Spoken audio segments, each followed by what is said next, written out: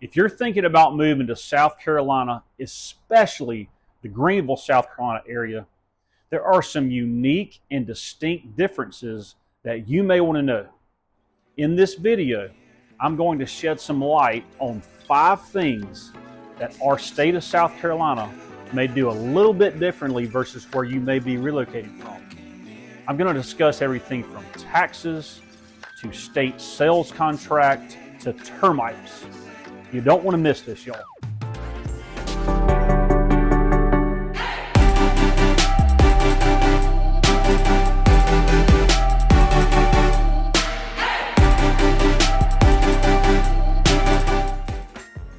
I am Mark Rucker, and I am your hometown realtor. I have lived in the upstate of South Carolina for 46 years now. I've been serving this awesome real estate community for over 20 years. I receive calls, texts, social media messages, emails almost daily about people moving here to the Greenville, South Carolina area. If you are within 1 in 100 days of moving yourself, or you're just in the thinking about it stage, go ahead and contact me, and I would love to be your hometown realtor. Also, subscribe below and comment below, because we would love to hear your thoughts about our area. Now, it is my pleasure to be your resource to all things Greenville. Okay, so back to my list of unique things here in South Carolina, and especially the Greenville area.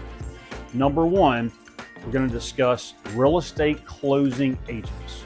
Now, I'm not a real estate attorney, and I'm not going to pretend to be one. But when you're buying and selling real estate across the country, one issue you may eventually encounter is the fact that some states have very particular laws about who can and can't be involved in the facilitation of a closing. Now, some states are fairly easy to have a closing, and you can close that with a title company, an escrow agency, or even a mortgage lender. But there are a number of states that literally require the involvement of an attorney to close the real estate transaction. South Carolina is one of those states. We are an attorney state. Real estate transactions must be closed by a real estate attorney. So here's how it works. In most cases, the purchaser will choose the closing attorney. Also, in most cases, the buyer and seller are both physically at the attorney's office to sign the paperwork. There are some cases when they're not, such as a power of attorney situation or a mail-away closing could be used. Although a lot of the documents can be signed electronically, all documents that are recorded at the courthouse have to be wet signed in South Carolina. The closing attorney does not represent either side, the buyer or seller. The attorney's job here is to facilitate the closing and perform the title examination. Now, typically a buyer will have a buyer agent representative, the seller will have a seller agent representative at the closing with them. So, what are closing attorney fees in South Carolina? It depends if you're a buyer or seller. Now, on the purchaser side, those prices typically range from $1,000 to $2,000. For the seller, it ranges from $500 to $1,000. Those fees certainly vary with representation and potential additional fees such as title defects, liens, or any extra services that you choose to use. Okay, number 2, South Carolina state sales contract here in the state of South Carolina. Now, we have one contract that blankets the entire state. Different regions of South Carolina and different real estate companies can choose to use other contracts. However, we do have one statewide contract that most realtors use. I'll discuss just a couple of key terms in our South Carolina sales contracts. So first off, due diligence. In South Carolina, we have a due diligence period. That typically starts on the effective date of the contract. Now, the effective date is the date that the buyer and seller both agree on all terms and the signatures and dates are on the contract. Now, during the due diligence period, the buyer may rely on 5 things to happen: conduct inspections, deliver repair requests to the seller, proceed under an amended contract, proceed under an as-is contract, or the 5th, you can terminate the contract by delivering a notice of termination and a termination fee to the seller. Also, one key factor: the buyer can use the termination during the due diligence period for any reason whatsoever. Another key term in the contract is the wood infestation report, also known as the CL100 report. This is your termite, moisture, and water report. In South Carolina, it's almost a matter of time if and when you get termites. So clearly, most times this inspection will be done. This is a separate contingency of the contract, and it is outside the window of your due diligence period. Most of the time, the seller is responsible to clear an unsatisfactory CL100 report. Okay, on to the third point: taxes. So South Carolina's property taxes are among the lowest in the United States. We do have 2 separate tax rates for homes. We have the primary rate or owner-occupant rate versus the investment property rate.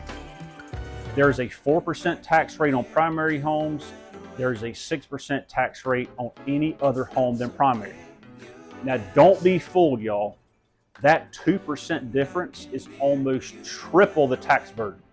If your taxes are $2,000 as an owner-occupant, that same house will be assessed at close to $6,000 as an investment. So, if you're looking to invest in the Greenville, South Carolina area, you have to calculate not only the point of sale value, but also the difference in taxes.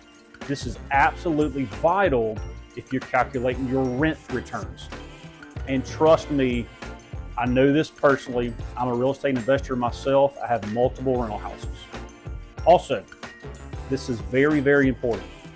Once you purchase your owner-occupied home, you have to apply for the 4% tax rate. The county will assume you're going to be assessed at 6% and not 4%. How super nice of them, right? So you have to apply yourself to get the lower tax rate. I'll be happy to walk you through that process. But yeah, overall, our property taxes are substantially lower here in South Carolina versus other areas of the country. Now, if you own a large piece of land, agricultural taxes are very minimal. And here's the great part about buying land and also building a house on that land. You can carve out a 1 to 2 acre tract and label that as residential and keep the rest as agricultural. The agricultural land will need to be at least 5 acres. Very cost-effective way to lower your taxes. Okay, point number 4, termite bonds. Now, earlier in the video, I discussed the CL100 contingency, which again is that termite moisture report. A termite bond is completely separate. Maintaining coverage against termites isn't a luxury, it's actually a necessity in South Carolina. Termites cost homeowners more than $5 billion in damages annually. This is more than floods, fires, and tornadoes combined. Because most homeowners insurance policies do not cover termite damage, coverage is needed to protect your home from this wood-destroying pest. Now, before you purchase a home, you may want to find out if the current seller has a termite bond. In most cases, those termite bonds are transferable to the buyer. So they typically cost $100 to $250 per year, depending on treatment schedule and if they actually have damage protection. So read the fine print on what exactly those bonds cover.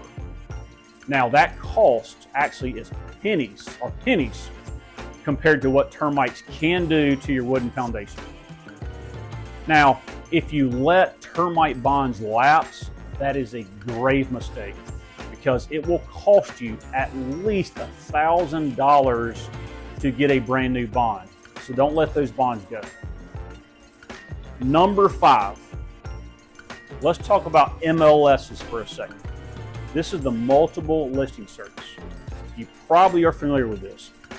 This service is used by real estate brokers representing sellers under a listing contract. And it's widely shared information about properties with brokers who have potential buyers for the properties. Our area of the upstate of South Carolina has 3 main MLSs. We have the Greenville MLS, which covers Greenville County, Lawrence County, and actually parts of 3 or 4 other counties. Number 2, we have the Spartanburg MLS, which primarily covers Spartanburg County. And then number 3, we have Western Upstate MLS, which covers Anderson, South Carolina, all the way down to the border of Georgia and South Carolina, and the lakes of Hartwell and Lake Kiwi. So as you can imagine, it can be very confusing for a buyer searching for properties in our entire area of upstate South Carolina. Also on top of that, some agencies have broker-only exclusive listings that are in-house. Additionally, buyers may have properties that aren't on the MLS at all. So when hiring a buyer agent representative, make sure you do these things. Number 1, your agent has access to all these MLSs. Number 2, your agent has access to in-house broker listings. And number 3, your agent has a wide network of relationships with the builders and those builder representatives. Now, y'all, I really do appreciate y'all watching this video on things that are different and unique in South Carolina as far as real estate goes. I'll be more than happy to expand on any of these topics. So feel free to reach out. Give me a call, email, text. I'll go in more depth and explanation on these. Also, be on the lookout for more videos on living in Greenville, South Carolina. Thanks again.